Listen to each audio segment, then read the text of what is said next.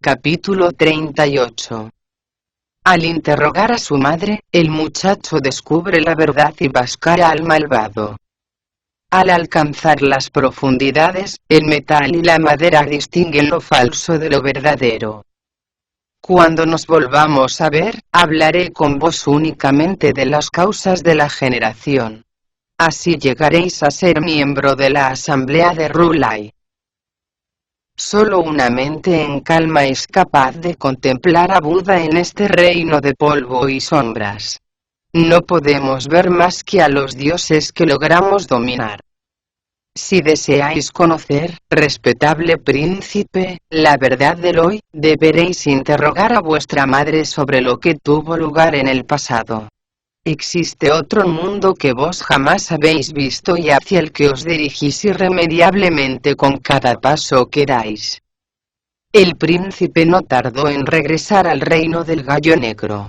Siguiendo a los consejos del gran sabio, no anunció su llegada ni hizo su entrada por la puerta principal del palacio, sino por la reservada a los criados. Estaba protegida por un destacamento de eunucos, que no se atrevieron a echarle el alto. El príncipe espoleó el caballo y entró al galope en la corte. Sin pérdida de tiempo se dirigió al pabellón de la fragancia de los bordados, donde se encontraba la reina madre atendida por una corte de doncellas, que no cesaban de agitar sus abanicos. La reina no parecía muy feliz. Al contrario, estaba reclinada sobre la balaustrada del pabellón, mientras las lágrimas fluían incesantemente de sus ojos. El motivo era que a eso de la cuarta vigilia había tenido un sueño, del que solo recordaba la mitad. Estaba tratando de descifrar el resto, cuando de pronto vio desmontar al príncipe. El joven se arrodilló ante el pabellón, y dijo: «Madre». «¡Qué alegría, hijo mío! ¡Qué alegría!», exclamó ella, luchando por parecer más contenta de lo que en realidad estaba. «Durante estos últimos 2 o 3 años habéis permanecido todo el tiempo junto a vuestro padre y no he podido veros ni una sola vez. Si supierais cuánto os he echado de menos. ¿Cómo es que hoy habéis hecho un alto en vuestros estudios, y habéis decidido venir por fin a visitarme? ¡Qué alegría más grande! Sin embargo, ¿por qué parecéis tan triste, hijo mío? Vuestro padre se está haciendo viejo y no tardará en llegar el día en que el dragón regrese a los mares de Jade y el fénix vuelva a los cielos de color escarlata. Entonces heredaréis vos el trono. ¿Qué es lo que perturba vuestro ánimo? «Desearía preguntaros algo, madre», dijo el príncipe echándose rostro en tierra. «¿Quién es la persona que se sienta en el trono y usa el majestático? ¿Nos?» «Este chico está perdiendo el juicio», exclamó apenada la madre. «¿Vuestro padre, por supuesto? ¿Por qué hacéis esas preguntas?» «Os suplico que disculpéis mi atrevimiento», contestó el príncipe. «Solo entonces tendré las fuerzas suficientes para haceros una nueva pregunta. De lo contrario, jamás me atreveré a hacerlo». «Entre madre e hijo no puede interponerse el rencor», afirmó la reina sonriendo. «Daos pues por disculpado. Sabéis que podéis hablar conmigo con toda confianza. Permitidme preguntaros entonces esto», concluyó el príncipe, más animado. «¿Son vuestras relaciones con mi padre tan cariñosas y tiernas como hace 3 años?» Al oírlo, la reina sintió como la abandonaba el espíritu y las fuerzas le fallaban. Pese a todo, salió corriendo del pabellón, y abrazando fuertemente al príncipe, dijo sin dejar de llorar: «Llevo sin veros y yo qué sé la de tiempo. ¿Cómo es que, de pronto se os ocurre venir al palacio a hacerme una pregunta así? Si tenéis algo que decirme, hacedlo inmediatamente», la urgió el príncipe. «Si os negáis a colaborar, sabed que con vuestro silencio podéis poner en grave peligro un asunto de vital importancia». La reina despidió a todas sus sirvientas, y declaró llorando, con inesperada serenidad: si no me lo hubieras preguntado, ese secreto se habría venido conmigo a la tumba, y jamás lo habría sabido persona alguna. Pero ya que lo habéis hecho, permitidme que os diga lo siguiente. Hace 3 años vuestro padre era cariñoso y amable, pero desde entonces se ha tornado tan frío como el hielo.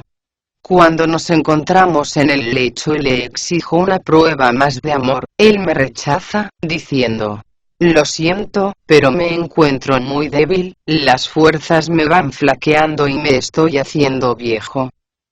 Al oír eso el príncipe se libró de su madre y montó en el caballo. La mujer se agarró a él con desesperación, y le preguntó: ¿podéis explicarme qué os pasa? ¿Por qué queréis marcharos antes de haber terminado de hablar?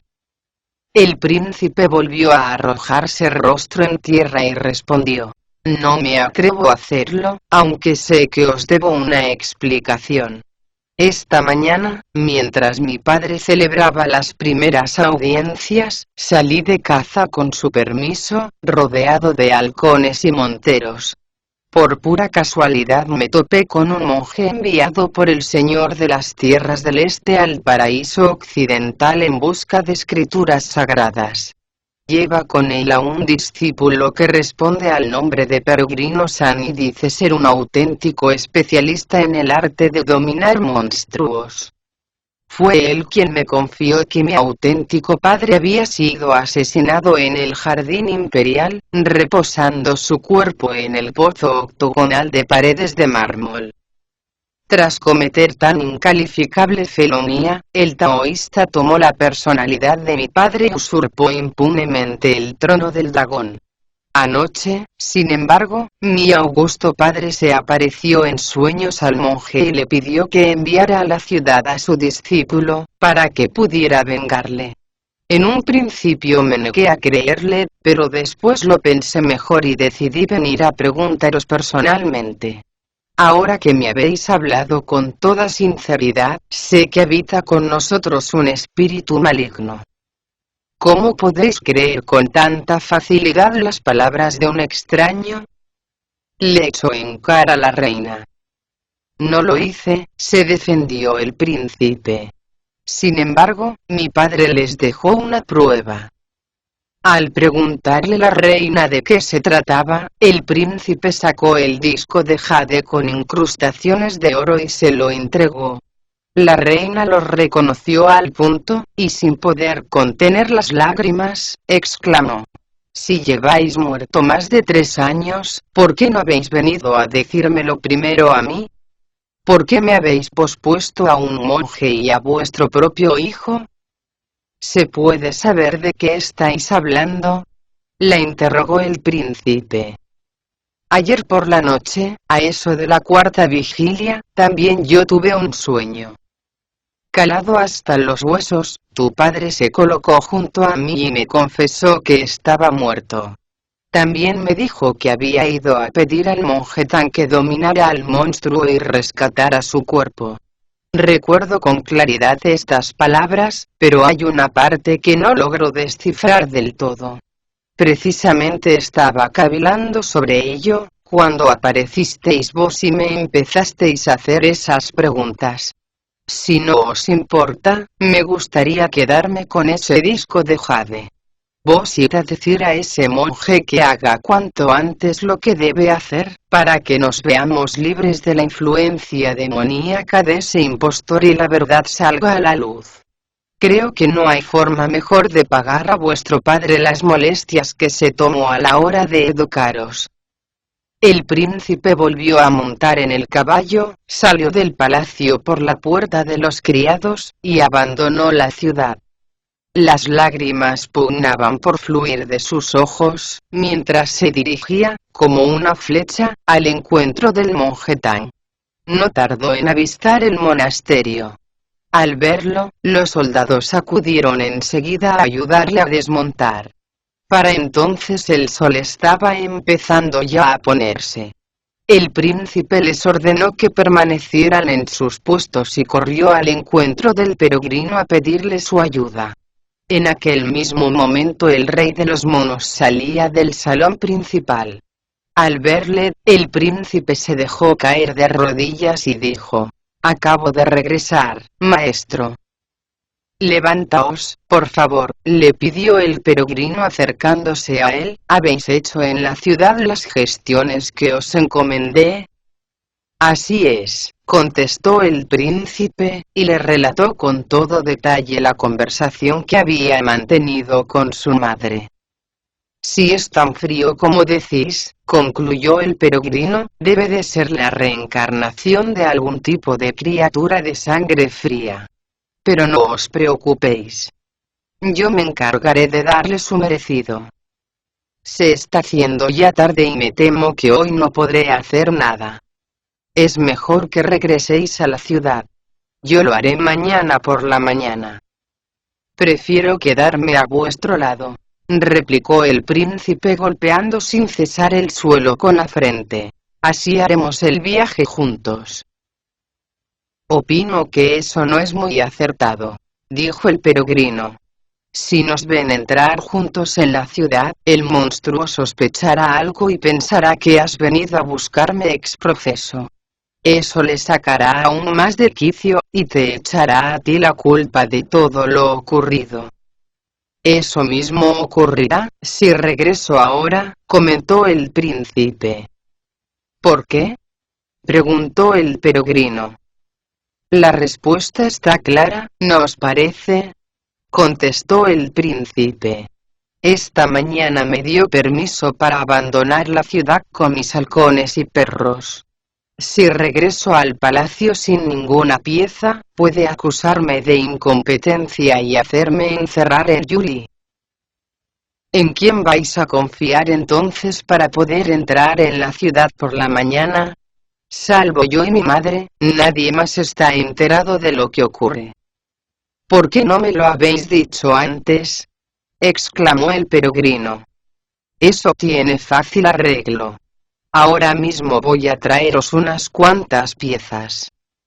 De un salto se elevó por encima de las nubes, hizo un gesto mágico y recitó un conjuro, que decía: «Que On y Ram purifiquen el reino del Dharma». Al instante aparecieron el espíritu local y el dios de la montaña, que se inclinaron respetuosamente ante él, y le preguntaron: «¿Qué deseáis de nosotros, gran sabio? ¿Por qué habéis hecho venir a vuestra presencia a deidades tan insignificantes como nosotros?» «He llegado hasta aquí acompañando al monje Tan, y tengo ahora intención de atrapar a un espíritu maligno», explicó el peregrino. Desgraciadamente, durante la cacería el príncipe no ha logrado atrapar ninguna pieza, y no se atreve a regresar al palacio con las manos vacías. Ese es el motivo de que haya decidido pediros un pequeño favor. Traedme unos cuantos ciervos, algunos antílopes y liebres, y unas pocas aves salvajes. Creo que con esas piezas quedará a salvo su honor». El espíritu local y el dios de la montaña no se atrevieron a contravenir sus deseos. Al contrario, preguntaron que cuántas cabezas serían precisas, a lo que respondió el gran sabio: «Es lo mismo. Con unas pocas será más que suficiente».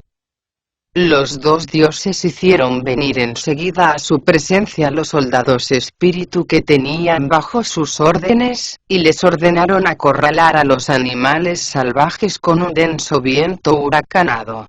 De esta forma lograron atrapar incontables urogallos, faisanes, ciervos, zorros, tejones, tigres, leopardos, y lobos. Al ver tantos animales juntos, el peregrino aclaró satisfecho: «Como os he dicho, estos animales no son para mí, sino para el príncipe. Rompedles los tendones de las patas y esparcidlos a lo largo del camino de 50 kilómetros que conduce a la ciudad, así no tendrán que valerse de los halcones y los perros». No preciso deciros que estoy plenamente satisfecho de vuestra efectividad. Los dioses inclinaron la cabeza agradecidos, y cumplieron cuanto se les había ordenado, haciendo que amainara el viento y esparciendo las piezas a lo largo del camino. El peregrino descendió entonces de lo alto, e informó al príncipe: regresad a la capital y no os preocupéis de nada. A lo largo del camino que a ella conduce, encontraréis una gran cantidad de piezas. Al ver los extraordinarios poderes de que estaba dotado el peregrino, al príncipe se le despejaron todas las dudas. Antes de salir al patio del monasterio a ordenar a sus soldados que iniciaran el camino de vuelta, se echó una vez más rostro en tierra, despidiéndose así de su benefactor. Los monteros se quedaron asombrados de ver a lo largo del camino tanta cantidad de piezas salvajes. Para hacerse con ellas no tuvieron necesidad de soltar a los perros ni a los halcones. Les bastó con alargar simplemente la mano. Todos estaban tan entusiasmados, que no dejaban de gritar hurras al príncipe, felicitándole por la gran cantidad de caza con la que aquel día se topaban. Por supuesto, desconocían que todo aquello fuera obra del rey de los monos. Su estado de ánimo era tal, que no dejaban de entonar himnos de victoria, mientras se dirigían a la capital con la cabeza bien alta. El peregrino, por su parte, regresó al lado de Tripitaka. Aquella noche los monjes del monasterio se mostraron con ellos más respetuosos incluso que la anterior. No en balde habían sido testigos de la inesperada amistad que les unía con el príncipe heredero. No pusieron ningún inconveniente a que les fuera servida una cena vegetariana. En cuanto hubieron concluido tan frugal colación, el monje Tang se retiró a descansar al salón del zen. Cuando sonó la primera vigilia, el peregrino no se había dormido todavía, sumido como estaba, en sus reflexiones. A esa hora saltó por fin de la cama, y se dirigió hacia donde yacía el monje Tang. «Maestro», le susurró al oído. Tripitaka tampoco había conciliado todavía el sueño, pero sabía lo inquieto que era el peregrino y no le contestó, haciendo como si estuviera dormido. El peregrino le agarró de la cabeza y empezó a agitársela al tiempo que gritaba: «¿Cómo es posible que estéis dormido ya? ¡Maldito mono!», exclamó el monje Tang perdiendo la paciencia. «¿Es que acaso no es hora de descansar? ¿Por qué tienes que montar todo este alboroto?» «Hay algo que quisiera discutir con vos», aclaró el peregrino. «¿De qué se trata?», preguntó el maestro. «Hoy no he hecho otra cosa que alardear ante el príncipe de mis poderes, induciéndole a creer que son tan altos como una montaña, y tan amplios como el mismísimo océano», respondió el peregrino. «Llegué a decirle, incluso, que capturar a ese monstruo sería tan fácil como sacar algo del bolso. Todo lo que tenía que hacer era alargar la mano y hacerme con eso. Llevo recapacitando sobre eso cierto tiempo, y he llegado a la conclusión de que va a ser un poco más complicado. De ahí que no pueda dormir». «Si piensas que va a resultar tan difícil», trató de tranquilizarle Tripitaka, «es mejor que desistas de tu empeño». «No puedo hacerlo», replicó el peregrino. «Tengo que atraparle cueste lo que cueste, aunque a decir verdad, no sé cómo voy a justificar una acción así». «Cuidado que eres», exclamó el monje Tang. «Ese monstruo ha dado muerte a un príncipe y ha usurpado su trono. ¿Qué quieres decir con eso de que no sabes cómo vas a justificar una acción semejante? Vos solo sabéis meditar, recitar sutras y celebrar las grandezas de Buda», contestó el peregrino. «¿Conocéis acaso los principios legales que dejó establecidos Xiaoe? El proverbio afirma que quien arreste a un ladrón, debe capturar antes lo que haya robado. Ese monstruo ha ocupado el trono durante más de 3 años, pero nadie se ha percatado de su auténtica naturaleza. De hecho, ha dormido con las damas de los 3 palacios, y ha regido con prudencia los destinos de su pueblo, buscando el apoyo de sus ministros, tanto civiles como militares. Caso de que logre echarle mano, me va a resultar extremadamente difícil aportar pruebas de su crimen. Jamás podrá condenársele. ¿Por qué no?, preguntó el monje Tang. Aunque su modo de hablar sea tan pobre como el de una calabaza, contestó el peregrino, seguro que dirá algo para defenderse. No imagináis lo que va a decir. Me parece estar oyendo a Leia. Soy el señor del reino del gallo negro. ¿Queréis decirme qué crimen he cometido contra los cielos para que vengáis a arrestarme como si fuera un vulgar ladrón? ¿De qué pruebas dispongo yo para echar por tierra todos sus argumentos? ¿Tienes trazado ya algún plan?, volvió a preguntar el monje Tang. Sí, reconoció el peregrino mirándole a los ojos, pero existe un obstáculo muy serio para su realización, y es que vos, con el debido respeto, tenéis la costumbre de ser excesivamente parcial. ¿Qué quieres decir con eso?, protestó el monje Tang. Por poneros solo un ejemplo, explicó el peregrino, Bachie tiene el cerebro de un mosquito. Sin embargo, vos siempre estáis de su parte. ¿Cómo que siempre estoy de su parte?, volvió a protestar con más energía el monje Tang.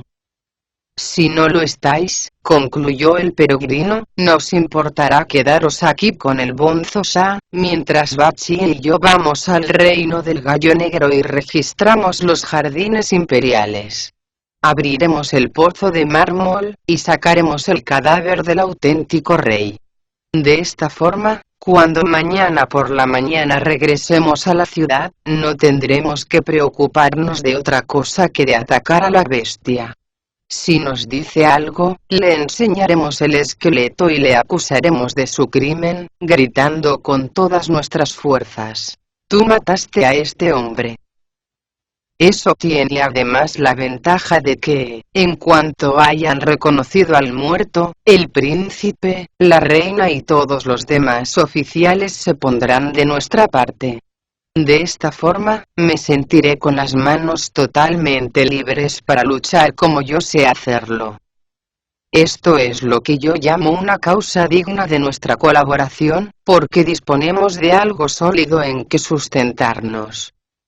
El monje Tang quedó complacido de su argumentación, pero sacudió ligeramente la cabeza y dijo: «Todo eso está muy bien, pero me temo que Bachie no quiera ir contigo». «¿Lo veis?», replicó el peregrino soltando la carcajada, «para que después digáis que no es vuestro preferido. ¿De dónde habéis sacado que no quiere acompañarme? Si me permitís explicarle todo este asunto, estoy seguro de que lograré convencerle con esta lengua tan sana y flexible que yo tengo. Me trae sin cuidado que sea Chu Bachie. Aunque fuera Chu Chiochi, le haría venir conmigo. Os lo aseguro». «Está bien», reconoció el monje Tang. «Vete a despertarle». El peregrino se llegó hasta el lecho de Bachie y le gritó al oído: «Despiértate, de una vez». El idiota estaba rendido de fatiga. Era además, de esos hombres que en cuanto colocan la cabeza sobre la almohada, no hay quien los despierte. Al peregrino no le quedó pues, otro remedio que agarrarle de las orejas y tirarle de los pelos sin ninguna consideración. Lo hizo con tanta dedicación, que Bachie dejó por fin de roncar, y abriendo los ojos, se quejó a gritos: «Déjate de juegos y vete a dormir de una vez. ¿No te das cuenta de que mañana tenemos que proseguir nuestro viaje?» «Nadie está jugando», replicó el peregrino. «Es preciso que te levantes. Hay un asunto que debemos solucionar sin pérdida de tiempo». «¿De qué se trata?», preguntó Bachie. ¿No oíste lo que dijo el príncipe?, inquirió a su vez el peregrino. ¿Cómo voy a oírlo, si ni siquiera le he visto?, se quejó Bachie. Es lo mismo. Te lo voy a decir yo, mintió el peregrino. Simplemente me confío que el monstruo posee un tesoro capaz de derrotar él solo a 10.000 soldados. Cuando mañana entremos en la ciudad, por fuerza tendremos que medir nuestras armas con las de esa bestia. Pero si se le ocurre sacar el tesoro ese, no podremos hacer absolutamente nada y sufriremos una ignominiosa derrota. He pensado, por tanto, que sería conveniente que hiciéramos algo antes del combate. Ya me entiendes. No estaría de más que esa maravilla pasara a nuestro poder. ¿Estás sugiriendo que me convierta en un ladrón?, se quejó Bachie. En fin, tú ganas. Sin embargo, quiero dejar bien clara una cosa. Después de habernos hecho con el tesoro y haber derrotado a la bestia, no quiero que empecemos a discutir sobre quién se queda con él. Exijo que sea para mí solo. ¿De acuerdo? ¿Para qué lo quieres?, preguntó el peregrino. Mira, respondió Bachie, yo no hablo tan bien como tú y me cuesta muchísimo ir por ahí a mendigar. ¿Qué quieres que haga? Soy demasiado torpe y mis palabras no convencen a nadie. Soy tan tonto que ni siquiera puedo recitar sutras. Pero con ese tesoro todo sería distinto. Los campesinos temblarían al verme y no se atreverían a negarme lo que les pida. Eso sin contar con que podría cambiarlo por comida en un momento de apuro. De acuerdo, convino el peregrino. Por mí no hay inconveniente en que te quedes con él. A mí solo me interesa la fama, no los tesoros. El idiota se puso tan contento, que no dudó en lanzarse de la cama. Se vistió a toda prisa y salió detrás del peregrino. Como muy bien afirma el dicho, de la misma forma que el vino pinta de rojo la cara del hombre, el oro mueve la mente del Tao. Bachie y el peregrino abrieron con cuidado la puerta y se alejaron de donde yacía Tripitaka. Montaron a continuación en una nube, y se dirigieron hacia la ciudad. No tardaron mucho en llegar a ella. Era justamente la hora de la segunda vigilia, cuando pusieron sus pies en las calles. El peregrino levantó la cabeza y dijo, ¿has oído? Acaban de dar la segunda. Así es, confirmó Bachie. Todo el mundo duerme a pierna suelta. En vez de dirigirse hacia la Puerta del Sol, dieron un rodeo y se encaminaron hacia la de atrás. Antes de llegar a ella, oyeron reverberando en la noche los pasos de los soldados que la guardaban. ¡Qué mala suerte!, exclamó el peregrino. También esta puerta está protegida. ¿Cómo vamos a entrar?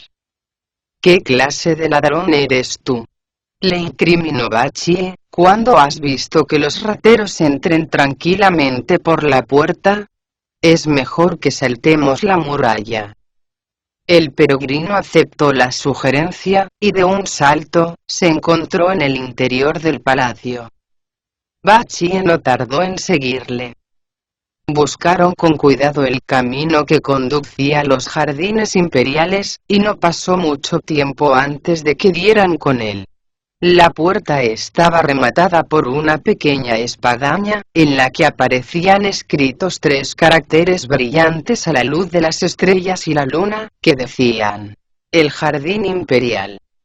El peregrino se acercó a ella, movido por la curiosidad, y comprobó que estaba cerrada y sellada con unas franjas anchas de papel. Se volvió hacia Bachie y le pidió que hiciera algo. El idiota levantó el rastrillo y lo dejó caer sobre la puerta con todas sus fuerzas, reduciéndola a añicos. El peregrino no tuvo ninguna dificultad en proseguir su camino. Pero tan pronto como puso el pie en el jardín, empezó a saltar y a lamentarse de una forma tan extraña, que Bachie cayó presa del pánico. Agarrándole del brazo, exclamó: «Menudo susto me has dado. Jamás he visto a un ladrón que se comporte como tú lo haces. ¿Qué pretendes? ¿Despertar a todo el mundo, para que nos echen mano y nos conduzcan ante el juez? Aquí son tan severos con los extranjeros que, caso de que logremos salvar la vida, tendremos que pasar el resto de nuestros días en el ejército». «Es natural que te preguntes a qué viene todo este alboroto», reconoció el peregrino. «Pero no he podido evitarlo, al ver la ruina que se ha abatido sobre esas barandas cubiertas de relieves, esos templetes y torrecillas a medio hundir, esos canteros de flores abandonados y cubiertos de lodo, y esas peonías totalmente secas. ¿No has visto acaso, que las rosas y jazmines han perdido su fragancia, los lirios y las orquídeas han dejado de florecer, los hibiscos han dado paso a los espinos y zarzales, y todas las flores extrañas se han marchitado? Los montículos se han desplomado, los estanques se han secado y los peces que en ellos bullían, se pudren en el cieno. Los pinos verdosos y los rojizos bambúes, que antaño fueron el orgullo de este privilegiado lugar, solo sirven para ser pasto de las llamas. Los senderos han sido invadidos por plantas salvajes que no emiten ningún aroma. Las ramas de los melocotoneros están quebradas y las raíces de los ciruelos y perales han quedado al descubierto. Hasta el laberinto de puentes está cubierto de musgo verdoso. Te juro que jamás había visto un jardín tan abandonado». «Comprendo tus sentimientos», dijo Bachie tratando de consolarle, «pero ¿qué vas a adelantar, lamentándote de esa manera? No vale la pena malgastar en esto el aliento.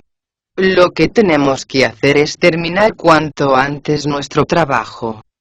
Aunque la visión de aquel jardín sumió al peregrino en una profunda tristeza, no olvidó en ningún momento el sueño del monje Tangui, así recordó que el pozo se encontraba abajo un yantén. No tardó en hallarlo. Su exuberancia era tal, que parecía pertenecer a otro jardín, dada la desolación que crecía a su alrededor. Por fuerza sus raíces debían de poseer una naturaleza espiritual. No en balde es tenido como el símbolo de la vacuidad absoluta. Sus ramas poseen la finura del papel, y sus hojas recuerdan a los pétalos.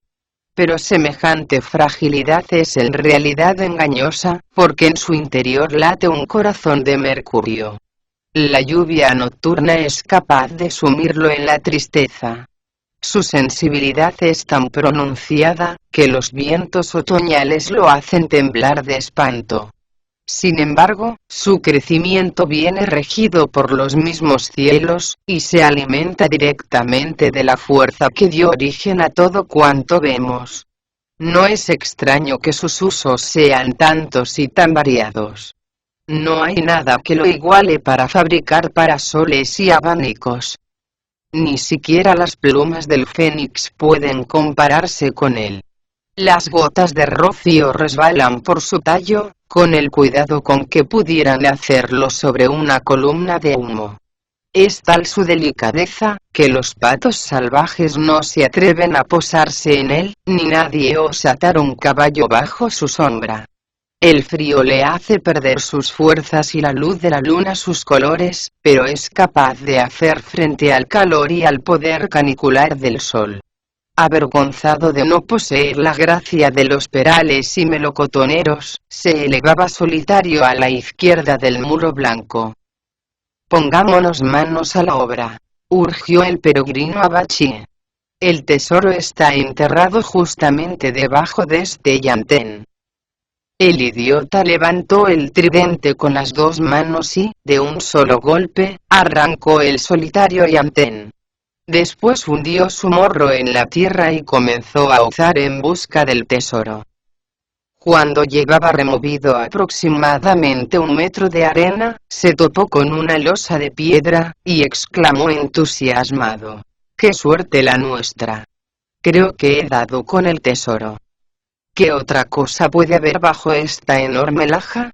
Me pregunto si estará metido en una caja, o en un cuenco de barro. ¿Por qué no levantas la piedra y lo ves?, sugirió el peregrino. Así lo hizo el idiota, con ayuda de sus colmillos.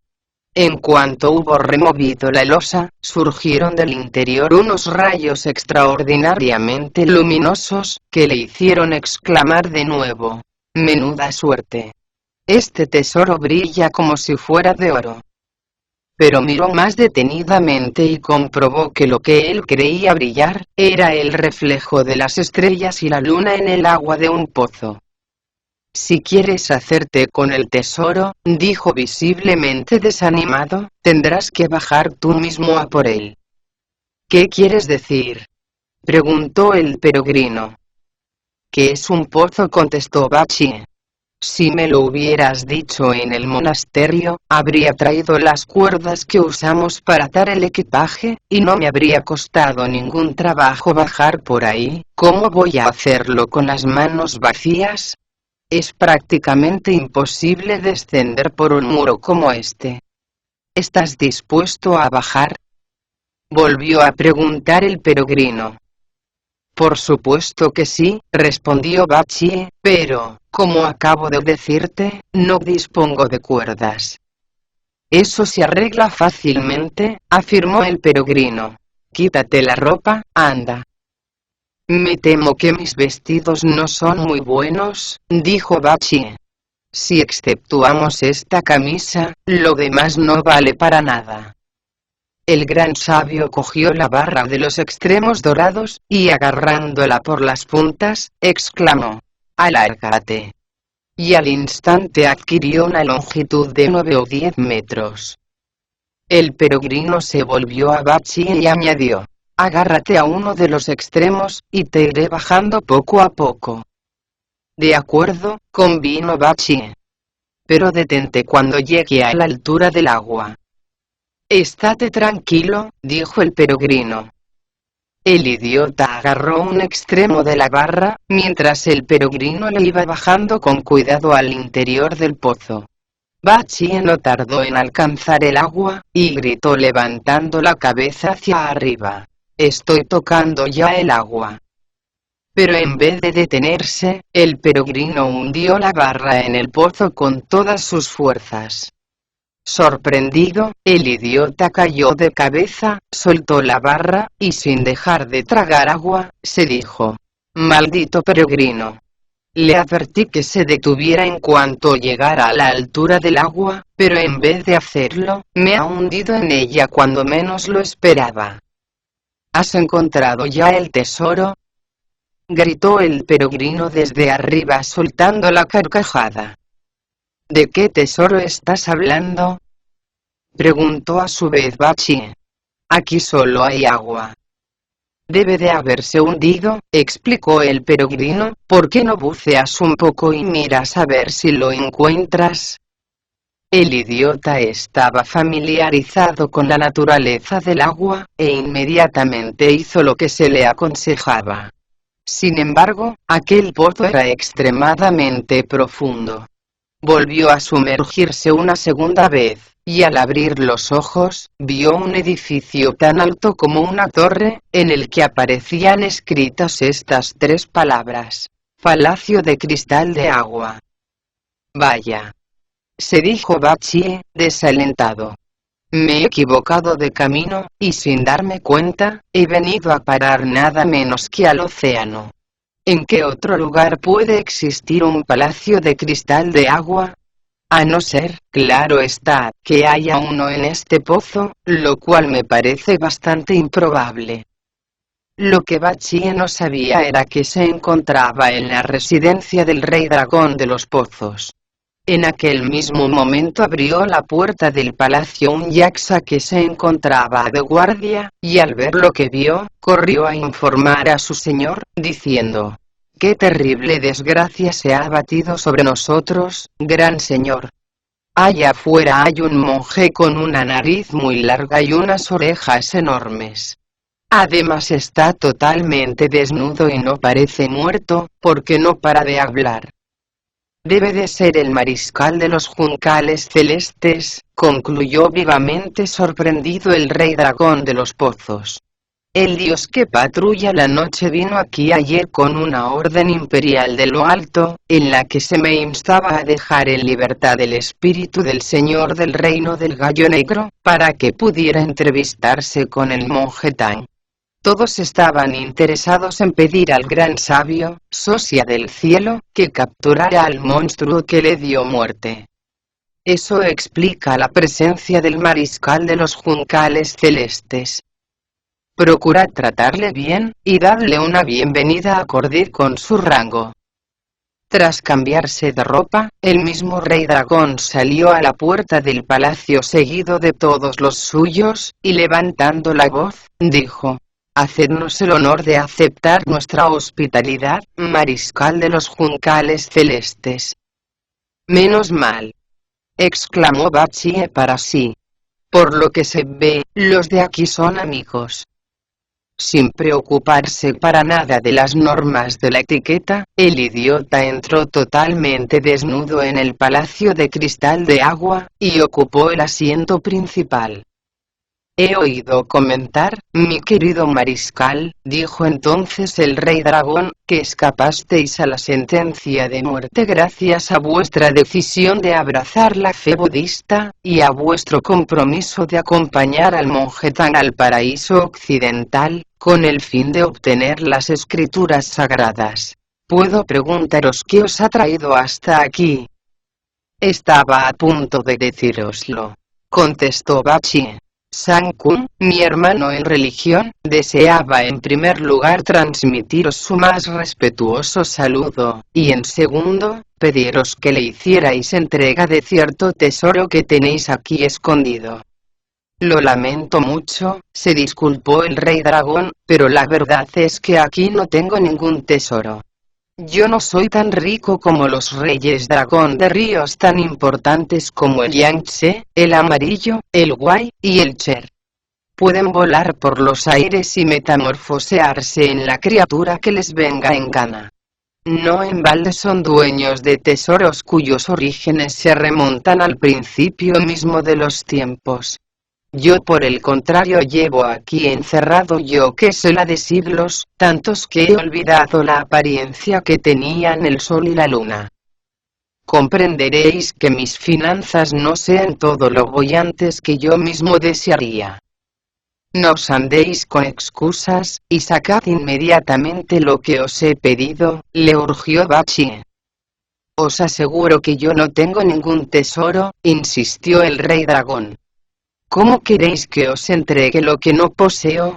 Si queréis, podéis comprobarlo vos mismo». «De acuerdo», concluyó Bachie. «No esperaba menos de vos». El rey dragón se dirigió hacia el interior del palacio, seguido del idiota. Después de dejar atrás el palacio de cristal de agua, se adentraron en un pasillo larguísimo, en el que yacía un cadáver que debía medir alrededor de 6 pies. «Este», dijo el rey dragón señalándole con la mano, «es el único tesoro que tenemos aquí». Bachie se acercó a él y comprobó que se trataba de un rey muerto. De hecho, todavía llevaba puesta la corona y vestía una inconfundible túnica roja, unas botas de inmejorable calidad, y un cinturón de jade. Debía de llevar muerto muchísimo tiempo, porque estaba tan rígido como una losa. El idiota se pasó la mano por la nariz y dijo: «Esto no es ningún tesoro. Recuerdo que en mis tiempos de monstruo me alimentaba precisamente de cadáveres como este. No me preguntéis cuántos he devorado a lo largo de mi vida, porque no lo recuerdo. Lo que sí puedo decir es que han sido muchísimos. Insisto en que me extraña sobremanera que consideréis como un tesoro algo que carece absolutamente de valor». «Se ve que no estáis al tanto de lo que aquí ha ocurrido», afirmó el rey dragón. «Este, de hecho, es el cadáver del señor del reino del gallo negro». En cuanto llegó al fondo de este pozo, me tomé la molestia de momificarle con una perla conservadora de rasgos, para que el agua no terminara descomponiéndole. Estoy seguro de que si se lo lleváis al gran sabio, Sosia del cielo, que por cierto está muy interesado en su vuelta a la vida, conseguiréis algo más que un tesoro, pues en cuanto resucite, os colmará de riquezas y honores. En ese caso, concluyó Bachie más animado, cargaré con él. ¿Pero quién va a pagarme los portes? Me temo que yo no, respondió el rey dragón. Como ya os he dicho antes, no tengo dinero. Esta sí que es buena, se quejó Bachie. Aquí todo el mundo quiere que haga las cosas gratis. Sabed que estoy cansado ya de trabajar por la cara. Si no estáis dispuesto a cargar con él, concluyó el rey dragón, lo mejor que podéis hacer es marcharos de aquí. Bachie así lo hizo, sin despedirse de él ni darle las gracias. Pese a todo, el rey dragón ordenó a 2 yaxas fornidos que cogieran el cadáver y lo arrojaran fuera del palacio de cristal de agua. Al llegar a la puerta, le arrancaron la perla repulsora de líquidos, y al instante las aguas se abalanzaron sobre él, como si fueran un torrente. Al oír el estrépito, Bachie miró para atrás, pero le fue imposible ver la puerta del palacio de cristal de agua. La presión del agua era asfixiante, y desesperado, estiró los brazos, logrando asirse al cadáver del rey. Bachie sentía una profunda repulsión por los muertos, pero aquella era la única forma que tenía de escapar de morir ahogado. El cadáver ascendía, de hecho, hacia la superficie con la velocidad de una flecha. En cuanto sacó la cabeza del agua, Bachie luchó con todas sus fuerzas para asirse a las resbaladizas paredes del pozo, al tiempo que gritaba: «Baja la barra de hierro y sálvame». ¿Has dado con el tesoro?, preguntó el peregrino. No hay ninguno aquí abajo, contestó Bachie. El rey dragón que habita en este pozo me pidió que sacara a un muerto de las aguas, cosa a la que me negué de plano. Sin embargo, las aguas lo invadieron todo, y hube de agarrarme a él para poder llegar hasta aquí. No necesito decirte que las piernas me temblaban y los brazos se negaban a obedecerme, pero ¿qué otra cosa podía hacer si no quería morir ahogado? Por lo que más quieras, sácame de aquí cuanto antes. Ese muerto del que hablas es precisamente el tesoro en el que yo estaba interesado, confesó el peregrino. ¿Por qué no lo subes aquí? ¿Cómo que por qué?, protestó Bachie. Este hombre debe de llevar muerto muchísimo tiempo. No me atrevo a cargar con él. En fin, allá tú, concluyó el peregrino. Yo me voy. ¿Se puede saber a dónde?, gritó alarmado Bachie. Al monasterio, a descansar un poco, respondió el peregrino. ¿Quieres decir que no vas a esperarme?, volvió a gritar Bachie. Si subes, sí, contestó el peregrino. Pero por lo que se ve, eres incapaz de hacerlo. Espera un minuto, bramó Bachie, aterrado ante la perspectiva de tener que escalar él solo las paredes del pozo. ¿Es que no lo comprendes? Esto es mucho peor que subir por las murallas de la ciudad. Para empezar, es más largo, termina en una pequeña boca y es totalmente redondo. Por si esto fuera poco, hace muchísimo tiempo que nadie saca agua de este pozo y sus paredes están cubiertas de musgo, lo cual las torna aún más resbaladizas. ¿Cómo voy a poder salir de aquí, si tú no me ayudas? Apelo a tus sentimientos fraternos. Por mi parte, estoy dispuesto a cargar con este muerto. Eso parece mejor, dijo el peregrino. Hazlo enseguida, para que pueda retirarme a descansar de una vez. El cadáver había vuelto a hundirse y Bachie tuvo que meter de nuevo la cabeza bajo el agua. No tardó en dar con él. Lo cargó sobre sus espaldas y nadó con fuerza hacia la superficie. Allí volvió a apoyarse en las resbaladizas paredes, y gritó: «Ya lo tengo». El peregrino miró dentro del pozo, y vio que en efecto el cadáver del rey descansaba sobre sus espaldas. Solo entonces se avino a meter la barra en el agua. El idiota estaba al borde de sus fuerzas. Al ver acercarse la barra, abrió la boca y se asió con los dientes a uno de sus extremos. De esta forma, pudo por fin ser elevado hasta el mismo brocal. En cuanto se sintió en tierra firme, dejó caer el cadáver y se vistió con los harapos que se hallaban en el mismo lugar en que los había tirado. Mientras se ponía la ropa, el peregrino se acercó al rey. Para su sorpresa, comprobó que estaba intacto, y más que muerto, parecía totalmente vivo. ¿Cómo no se habrá podrido, si lleva muerto más de 3 años? Se preguntó el peregrino, sorprendido. Se ve que no estás al tanto de lo ocurrido, replicó Bachie. El dragón del pozo me informó que le había momificado con ayuda de una perla. De ahí que sus rasgos no hayan cambiado lo más mínimo. ¡Qué suerte!, exclamó el peregrino. Eso quiere decir que su venganza ha de cumplirse, y que por lo tanto nosotros saldremos vencedores. Vuelve a cargar con él, y vámonos. ¿A dónde quieres que le lleve?, protestó Bachie. A que lo vea el maestro, explicó el peregrino. ¿Qué clase de vida es esta?, se quejó una vez más Bachie. Estaba durmiendo tan tranquilamente, cuando este maldito mono me embaucó con su palabrería para que le hiciera un trabajo tan ingrato como este. ¿A quién se le ocurre hacer cargar a uno con un muerto? Es asqueroso. Por fuerza tiene que escapársele algún líquido maloliente y sanguinolento que terminará empapando todas mis ropas.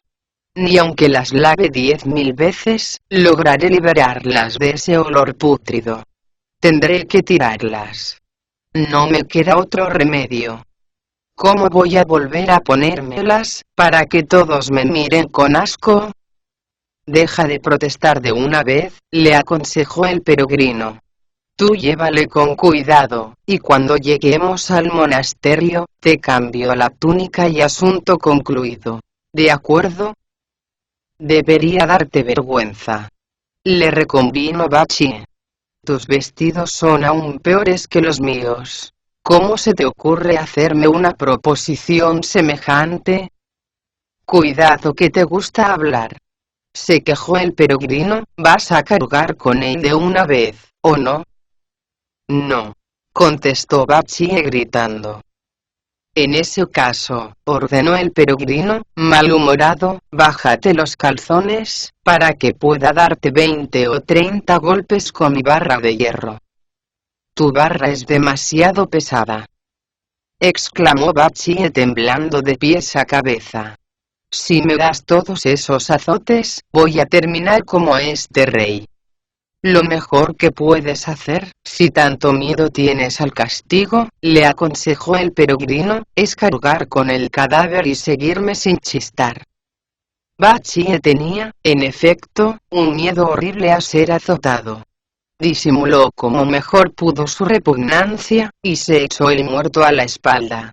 En cuanto hubieron salido del jardín, el gran sabio hizo con los dedos un gesto mágico, recitó un conjuro, y volviéndose hacia el sudoeste, hinchó los pulmones de aire.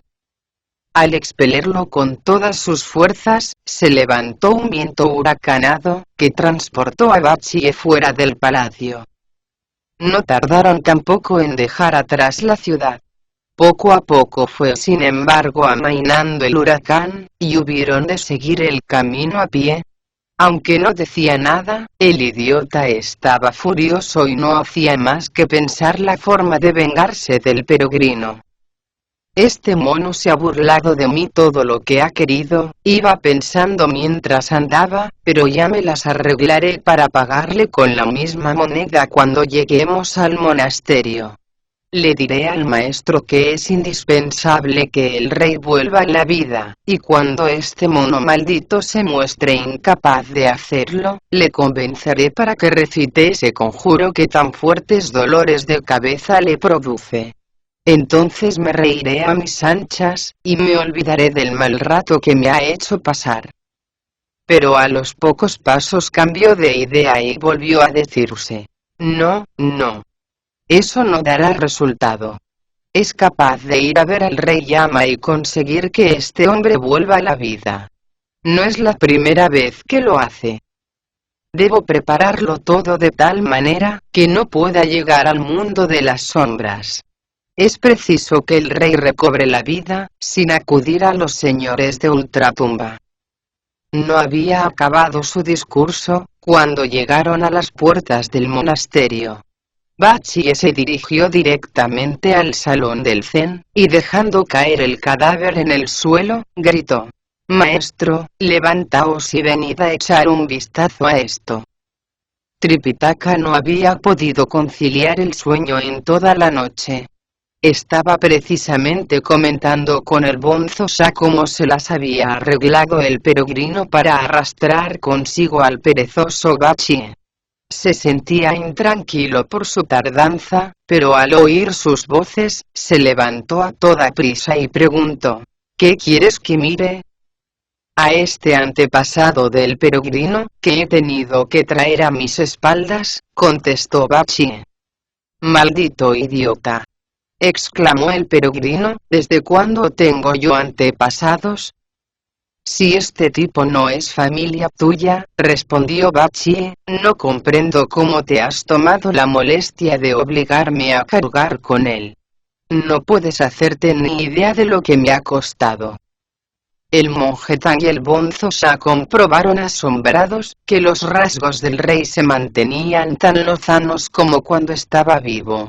Sin embargo, eso mismo hizo que la tristeza se abatiera sobre el maestro, y exclamara visiblemente apenado: «¿En qué vida anterior os granjeasteis, majestad, un enemigo tan terrible, que ha terminado asesinándoos en esta?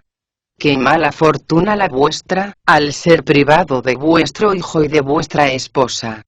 Nadie está enterado de vuestro aciago destino, ni siquiera la mujer que compartió durante tantos años con vos su vida. ¿Cómo iban a ofreceros vuestros súbditos incienso y libaciones?» Estaba tan emocionado, que no pudo seguir hablando. Las lágrimas fluían a raudales por sus mejillas.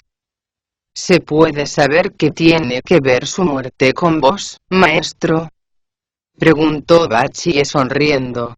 «Que yo sepa, no pertenece a vuestra familia. ¿A qué viene llorar de esa manera por él?» «Para los que hemos abandonado la familia», explicó el monje Tang, «el primer principio que rige nuestras vidas es la compasión. No comprendo cómo puede ser tan insensible». «¿Insensible yo?», se defendió Bachie. «Si estoy tranquilo es porque el peregrino me dijo que era capaz de devolverle a la vida. De lo contrario, no hubiera cargado con él. Eso tenedlo por seguro». El maestro era tan crédulo, que parecía tener una cabeza llena de agua. Al oír tan desconcertante confesión, levantó la voz y dijo: «Si en verdad tienes, Wukong, el poder de devolverle a la vida, tus méritos son mucho mayores que los de quienes mandan construir un templo de 7 pisos. Eso sin contar las ventajas que a todos nos reportaría. Sería como si ya hubiéramos presentado nuestros respetos a Buda en la montaña del espíritu. No sé cómo podéis creer las tonterías que se le ocurren a un idiota», exclamó el peregrino, malhumorado. «Sabed que cuando un hombre muere, pasa por períodos de 3 o 5 veces, 7. Antes de que pueda reencarnarse de nuevo, tiene que pasar 700 días por lo menos purgando los pecados que cometió en este mundo de luz. ¿Cómo voy a devolverle la vida a él, si lleva muerto más de 3 años?» «Lo entiendo», dijo Tripitaka, desalentado. No le creáis, maestro, insistió Bachie con manifiesto resentimiento. Yo sé que puede hacerlo. Para probarlo, no tenéis más que pronunciar el conjuro que vos y yo sabemos. Es tan efectivo, que hará cuanto esté de su mano para devolver a ese hombre a la vida. Así lo hizo el monje Tang. El mono empezó a sentir un dolor tan insoportable, que los ojos se le salían de las órbitas. No sabemos cómo se las arregló para sanar al rey muerto. Quien desea averiguarlo, deberá prestar atención a las explicaciones que se ofrecen en el siguiente capítulo.